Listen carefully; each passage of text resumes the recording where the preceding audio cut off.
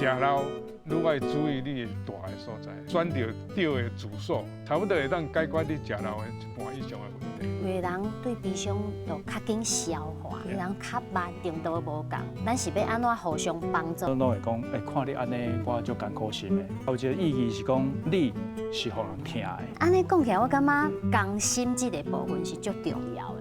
人生若是要hand卡的时阵，我阁有啥物代志还未做，我要做，我就列迄清单。其实咱有一寡心愿也是愿望，到尾路的时阵，体力也无够啊，吼精神也无好啊，就敢若想讲我要甲我所爱的人做伙，安尼尔。咱亲人离开，本地是生活伫即个空间，但是你行到底，拢有伊的形影。人若伫活的时阵，吼，伊对我有啥物款的期待，伊应该望我过甲更较好势。请收看《食老葡萄豆。